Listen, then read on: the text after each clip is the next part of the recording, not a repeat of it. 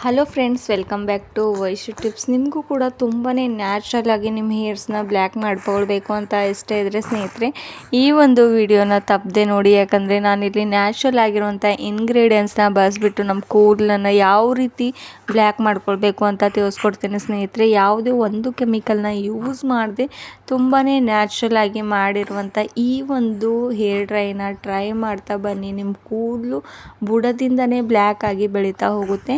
ಹಾಗೂ ಇದರಿಂದ ಯಾವುದೇ ಒಂದು ಸೈಡ್ ಎಫೆಕ್ಟ್ ಕೂಡ ಬೀಳೋದಿಲ್ಲ ಸ್ನೇಹಿತರೆ. ಸ್ವಲ್ಪ ಜನರಿಗಂತೂ ಕೆಮಿಕಲ್ ಯುಕ್ತವಾದಂಥ ಡೈಗಳು ಆಗಿ ಬರೋದಿಲ್ಲ. ಅವರಿಗಂತೂ ಹೇರ್ ಮಾಡಿಸಿರುವಂಥ ಈ ಒಂದು ಹೇರ್ ಡ್ರೈ ಅಂತ ಅನ್ಬೋದು ಸ್ನೇಹಿತರೆ. ಅಷ್ಟು ಎಫೆಕ್ಟಿವ್ ಆಗಿ ವರ್ಕ್ ಮಾಡುತ್ತೆ ನಿಮ್ಮ ಹೇರ್ಸ್ ಮೇಲೆ. ಆ್ಯಂಡ್ ನಿಮ್ಮ ಹೇರ್ ಗ್ರೋತ್ ಕೂಡ ತುಂಬಾ ಚೆನ್ನಾಗಿ ಆಗ್ತಾ ಹೋಗುತ್ತೆ ಈ ಒಂದು ಹೇರ್ ಡ್ರೈ ಟ್ರೈ ಮಾಡ್ತಾ ಬಂದರೆ. ಇವಾಗಲಂತೂ ವೈಟ್ ಹೇರ್ ಸಮಸ್ಯೆ ತುಂಬಾ ಜಾಸ್ತಿ ಆಗ್ತಾ ಇರೋದಂತೂ ಕಾಮನ್ ಆಗಿಬಿಟ್ಟಿದೆ ಸ್ನೇಹಿತರೆ. ಹಾಗೂ ಇದರಿಂದ ನಾವು ಪರ್ಮನೆಂಟಾಗಿ ಸೊಲ್ಯೂಷನ್ ಪಡ್ಕೊಳ್ಬೇಕಂದ್ರೆ ಈ ಒಂದು ವಿಡಿಯೋನ ಫುಲ್ಲಾಗಿ ನೋಡಿ.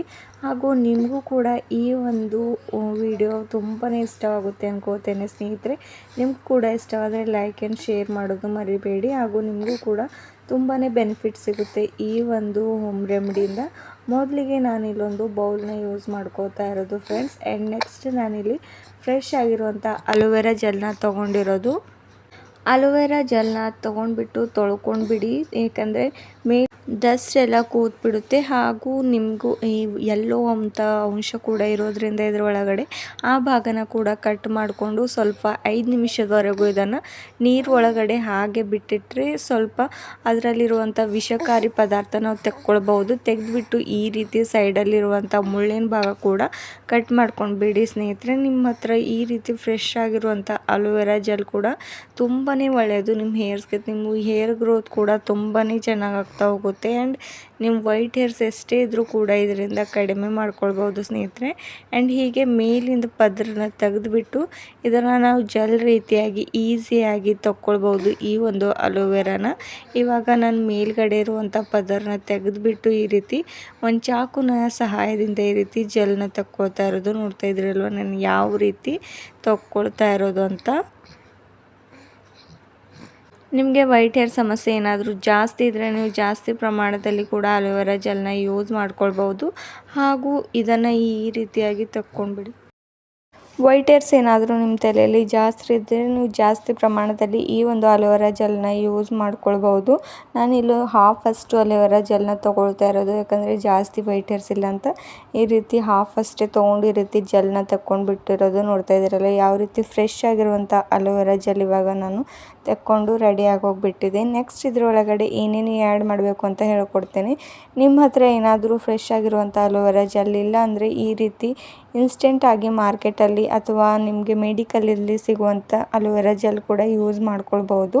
ಫ್ರೆಶ್ ಆಗಿ ಯೂಸ್ ಮಾಡಿಬಿಟ್ರೆ ತುಂಬಾ ಬೆನಿಫಿಟ್ ಸಿಗುತ್ತೆ ಅದರಿಂದ. ಆ್ಯಂಡ್ ನೆಕ್ಸ್ಟ್ ನಾನು ಇದರೊಳಗಡೆ ಭೃಂಗರಾಜ್ ಪೌಡರ್ನ ಯೂಸ್ ಮಾಡ್ತಾ ಇರೋದು ಸ್ನೇಹಿತರೆ. ಭೃಂಗರಾಜ್ ಪೌಡರ್ ಅಂತೂ ನಮ್ಮ ವೈಟ್ ಹೇರ್ಸ್ಗೆ ಎಷ್ಟು ಬೇಗವಾಗಿ ಬ್ಲ್ಯಾಕ್ ಮಾಡೋದಕ್ಕೆ ತುಂಬಾ ಹೆಲ್ಪ್ ಮಾಡುತ್ತೆ. ಹಾಗೂ ಇದರಿಂದ ನಮ್ಮ ಕೂದಲು ಉದ್ದವಾಗಿ ಹಾಗೂ ದಪ್ಪವಾಗಿ ಬೆಳೀತಾ ಹೋಗುತ್ತೆ ಅಷ್ಟು ಚೆನ್ನಾಗಿ. ಆ್ಯಂಡ್ ಇದರಿಂದ 100% ರಿಸಲ್ಟ್ ಸಿಗುವಂಥ ಈ ಒಂದು ಭೃಂಗರಾಜ್ ಪೌಡರ್ನ ನಾನು 1 ಸ್ಪೂನಷ್ಟು ಅಲೋವೆರಾ ಜೆಲ್ ಒಳಗಡೆ ಹಾಕ್ಕೊಂಡು ಈ ರೀತಿ ಮಿಕ್ಸ್ ಮಾಡ್ಕೋತಾ ಇರೋದು ನೋಡ್ತಾ ಇದ್ರಲ್ವ. ನಾನಿವಾಗ ಸ್ವಲ್ಪನೇ ಮಿಕ್ಸ್ ಮಾಡಿದ ತಕ್ಷಣ ಯಾವ ರೀತಿ ಕಪ್ಪು ಬಣ್ಣಕ್ಕೆ ತಿರುಗಿರುವಂಥ ಈ ಒಂದು ಡೈ ಇವಾಗ ರೆಡಿ ಆಗ್ತಕ್ಕಂಥದ್ದು. ಆ್ಯಂಡ್ ನೆಕ್ಸ್ಟ್ ನಾನು ಇದರಲ್ಲಿ ಜಾಸ್ತಿ ಇಂಗ್ರೀಡಿಯೆಂಟ್ಸ್ ಏನೂ ಬಳಸಿಲ್ಲ ಸ್ನೇಹಿತರೆ.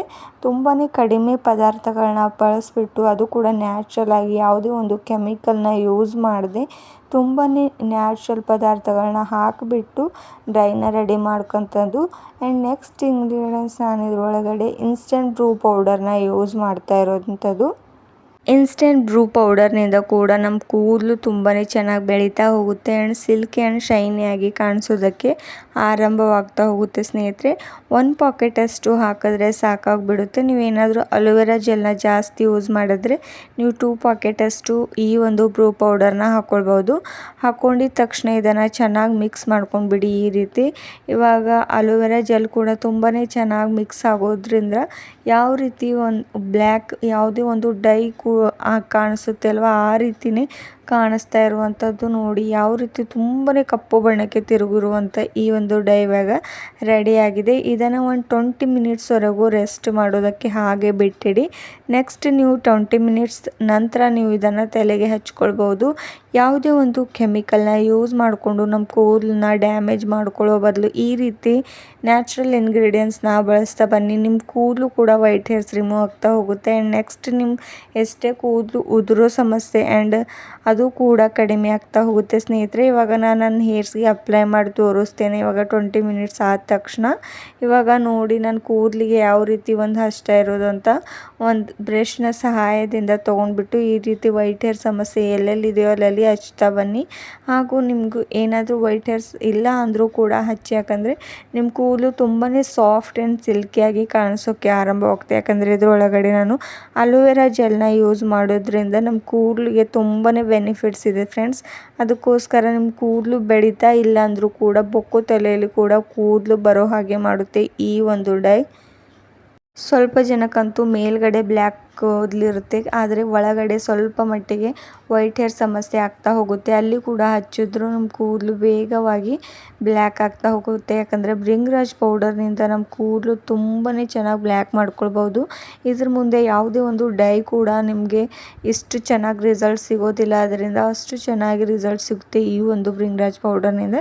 ಇವಾಗ ಅಷ್ಟು ಡೈನ ಹಚ್ಕೊಂಡಿದ್ದಾಗಿದೆ. ಇದನ್ನು ಒಂದು ಹಾಫ್ ಆನ್ ಅವರ್ ಬಿಟ್ಟು ನೀವು ತಲೆ ಸ್ನಾನನ ಮಾಡ್ಕೊಳ್ಬೋದು ಸ್ನೇಹಿತರೆ. ಈ ತಲೆ ಸ್ನಾನನ ಮಾಡ್ಕೊಳ್ಬೇಕಾದ್ರೆ ನೀವು ಯಾವುದೇ ಒಂದು ಶಾಂಪೂನ ಹಾಕೊಳ್ಳೋಕೆ ಹೋಗಬೇಡಿ. ನೆಕ್ಸ್ಟ್ ಮಾರ್ನಿಂಗ್ ನೀವು ಶಾಂಪೂನ ಹಾಕ್ಕೊಂಡ್ಬಿಡಿ. ಆ್ಯಂಡ್ ನಿಮಗೆ ಕೂದಲು ಕೂಡ ತೋರಿಸ್ತೀನಿ ಯಾವ ರೀತಿಯ ಸಿಲ್ಕಿ ಆ್ಯಂಡ್ ಉದ್ದವಾಗಿ ಕಪ್ಪು ಬಣ್ಣಕ್ಕೆ ಬಂದಿರೋದಂತ.